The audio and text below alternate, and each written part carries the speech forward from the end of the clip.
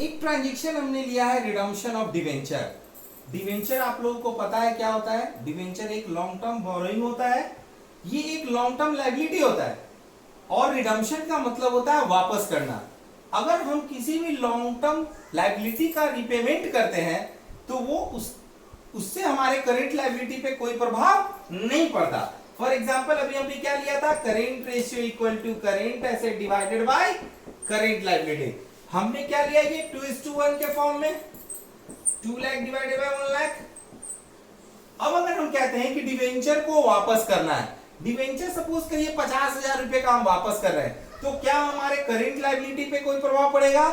बिल्कुल भी नहीं पड़ेगा, क्योंकि डिवेंचर एक लॉन्ग टर्म लायबिलिटी होता है जिसका रिइंबर्समेंट मोर देन 1 ईयर में करना होता है, 1 साल के बाद। और करेंट लायबिलिटी वो होता है जिसका पेमेंट 1 साल के अंदर करना होता है। तो डिवेंचर के पेमेंट से करेंट लायबिलिटी पे कोई भी प्रभाव नहीं पड़ेगा। लेकिन जब हम डिवेंचर को वापस करते हैं तो मेरा करेंट एसेट्स रिड्यूस करता है। तो ये current assets reduce, suppose that 50,000 का पेमेंट कर रहे हैं तो ये 50,000 रुपया क्या हो जाएंगे? घट जाएंगे। तो इसका रेशियो क्या हो जाएगा? 1.5:1। समझ में आ रही है बातें? क्या है, अगर किसी भी लॉन्ग टर्म लायबिलिटी का पेमेंट अगर हम करते हैं तो उससे करेंट लायबिलिटी पे कोई इंपैक्ट नहीं पड़ता, लेकिन करेंट एसेट्स पे हमारा इंपैक्ट पड़ता है क्योंकि लायबिलिटी का पेमेंट हम लोग करेंट एसेट से कर रहे हैं। तो यहाँ पे रेशियो हमारा क्या हो जाएगा? 2:1 से घटकर 1.5:1 हो जाएगा। ये एग्जाम्पल समझ में आ गया। अब हम आपको एक नेक्स्ट एग्जाम्पल समझाने जा रहे हैं। ये हम एक दूसरा एग्जाम्पल आप लोगों के सामने लाए हैं जिसमें करेंट रेशियो गिवन है और वर्किंग कैपिटल दिया हुआ है।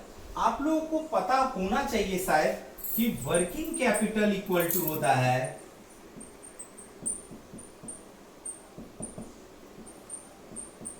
Current assets minus current liabilities. अब देखिए इस क्वेश्चन में हमें ये नहीं मालूम कि करेंट एसेट्स कितना है और करेंट लायबिलिटी कितना है, लेकिन उसका रेशियो मालूम है 2.5:1, यानी ये इसका 2.5 टाइम्स है। करेंट एसेट्स कितना है मेरा? करेंट लायबिलिटी का 2.5 टाइम्स है। तो अगर हम को ये मालूम रहता तो हम करेंट एसेट्स भी मालूम कर लेते, लेकिन ना हमें करेंट लायबिलिटी मालूम है ना हमें करेंट एसेट्स मालूम है, लेकिन उसका रेशियो हमको मालूम है। तो ऐसे सिचुएशन में हम लोग सबसे पहले करेंट लायबिलिटी को x मान लेंगे। अगर ये करेंट लायबिलिटी x है तो करेंट एसेट 2.5x हो जाएगा। तो करेंट एसेट्स कितना हो जाएगा? 2.5x। इसका 2.5 टाइम्स हो गया। अब हम लोग यहां पे फॉर्मूला लिखेंगे, वर्किंग कैपिटल बराबर current assets minus current liability. Working capital कितना दिया हुआ है? 60,000 रुपया और करेंट एसेट्स मेरा कितना है? 2.5x और करेंट लायबिलिटी कितना है? x। हम लोग इसको घटाएंगे, कितना आ जाएगा? 1.5x। 2.5x से एक x निकाल देंगे तो कितना बचेगा? 1.5x। इसीलिए x equal to 60,000 divided by 1.5। तो ये कितना रुपए का करेंट लायबिलिटी हो जाएगा?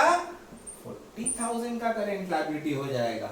तो अगर जिस क्वेश्चन में भी आपको इंफॉर्मेशन वर्किंग कैपिटल के रूप में दिया हुआ हो और करेंट एसेट्स और करेंट लायबिलिटी में हमें कुछ भी मालूम ना हो, तो ऐसे केस में करेंट लायबिलिटी को हम x मानेंगे और x मानकर हम लोग इसको कैलकुलेट करेंगे। ये भी एक एग्जाम्पल है, आप लोगों को समझ में आना चाहिए।